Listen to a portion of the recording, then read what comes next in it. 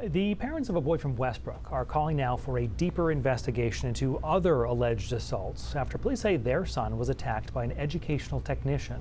Dan Spring was charged with misdemeanor assault last week in connection with an incident that police say occurred on April 1st at a Westbrook elementary school. Now Tricia and George Higgins say their 6-year-old son, who has autism, claims the assaults by that educational technician actually started as far back as November. News Center Maine's Vivian Lee has the latest in this report.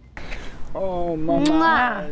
George and Tricia Higgins claim their son George has been emotionally scarred by an incident that occurred at Congan Elementary School. They allege the trauma was caused by Dan Spring, an educational technician who worked with their 6-year-old son who has autism. Last week, Westbrook police charged Spring, a 62-year-old resident of Portland and a longtime employee of the school district, with low-level assault. He is currently out on bail.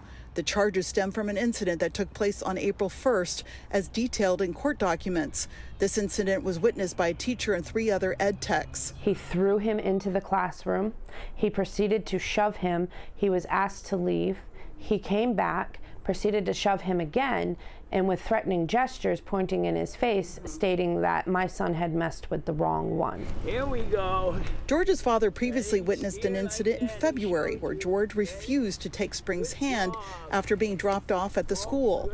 Recently, George informed his parents that Spring had allegedly been hurting him since November. I said, well, has Mr. Dan hit you prior to this? And he said, yes. And I said, well, what do you mean? And he said, since I've been going to school.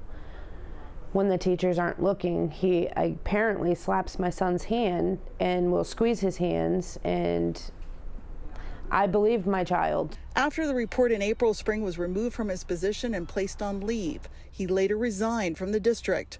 News Center Maine was unable to reach Spring for a comment. A victim's advocate from the Cumberland County District Attorney's Office advised the family to report the latest allegations against Spring to the Westbrook Police Department, but there has been no response from law enforcement. Now, Westbrook Superintendent Peter Lancia tells News Center Maine in a statement that he's not aware of any further investigation by Westbrook Police and that he has not received any additional complaints. Oh, good job. George's parents hope Westbrook Police will further investigate the case and bring additional charges against Spring. He traumatized my child. He needs to be held accountable. They say a vulnerable child with special needs has a right to be safe at school and should not be a victim.